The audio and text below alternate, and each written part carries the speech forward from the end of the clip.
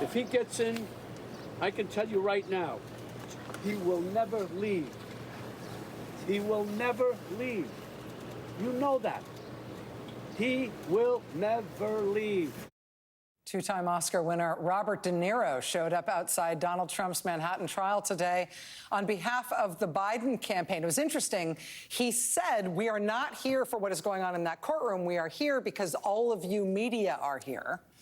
He spoke alongside former police officers Michael Fanone and Harry Dunn, who both risked their lives protecting the U.S. Capitol on January 6th. The three of them all talked about the way the Trumpist movement and Trump himself have used and stoked violence to get their way. Near the end of his remarks, De Niro was interrupted by a pro-Trump protester, which, of course, led to the world's most New York City moment possible.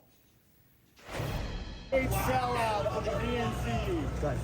A paid sellout for the DNC. Jay, get a stick. Get a stick. A paid sellout. Let's go. Let's go. Straight up. Are you on FB's to the left. list? Are you on FB's list?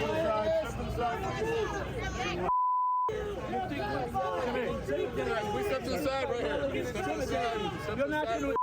That's what Trump does to try to date. We fight back. You're washed We're up. trying to do You're it washed up. You're washed up. We're trying to be gentlemen in this world. The Democrats. You are gangsters. You are gangsters. You're washed up.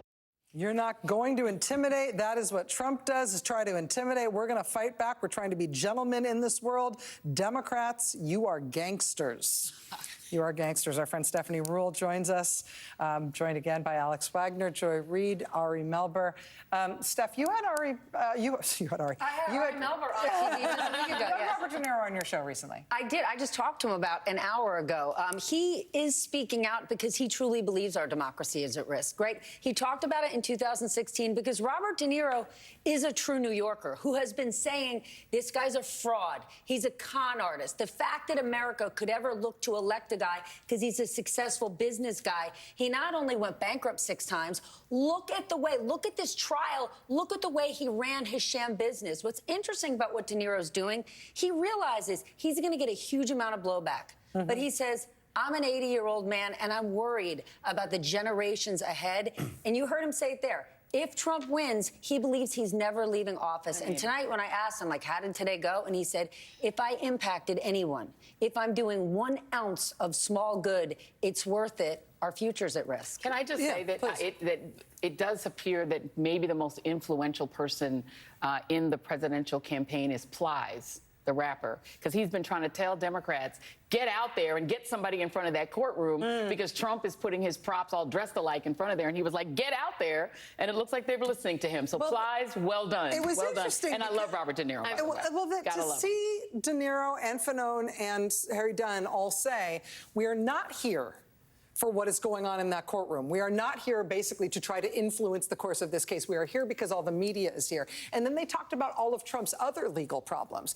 I mean, this was a Biden campaign event. This was essentially a Biden press conference. Yeah. But even in so doing, they're doing it carefully to say, we are not trying to influence this proceeding. Right. We are only here because all these cameras are here. And the thing is that this has been the complaint that a lot of people, Plies included, have had about the Democratic Party, is that they don't fight like with like. This is a media event. The reason Donald Trump is sending his clones out there dressed like him is because the media is there. Yeah. And up to now, Democrats have not been playing that game with them. They need to get on the field because this is war. And I think you cannot find a more New Yorky New Yorker or a better foil for Trump than an actual popular celebrity New Yorker, which is everything Trump ever wanted to be. He wanted to be flanked by Fanone and Harry Dunn. Two heroes of January 6th. He considers them true patriots. Yes. It kills him that the Republican Party right now has hijacked the word and the concept of patriotism, and he wants people to remember what happened on January 6th and who was fighting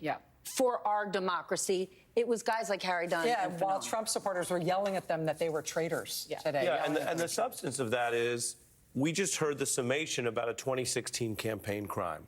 The attempted reasonable doubt is, oh, Trump had other strange desires other than cheating in the election, but there's a lot of evidence of that cheating. The 2020 crimes, as alleged, Jan 6 have been punted, and the Supreme Court's likely helping with that.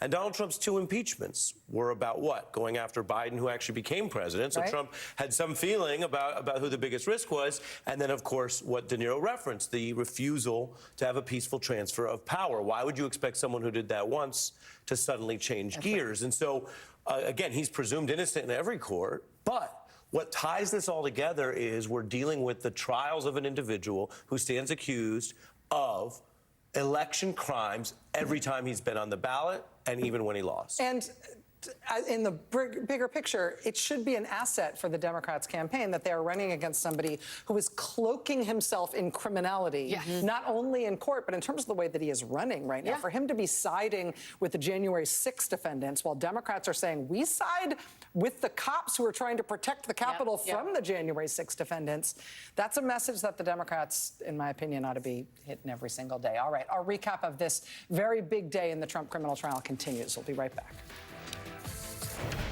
He doesn't belong in my city. I don't know where he belongs, but he certainly doesn't belong here. We make room for clowns, but not a person like Trump who will eventually run the country. That does not work. He'll use violence against anyone who stands in the way of his megalomania and greed. This is the time to stop him by voting him out once and for all.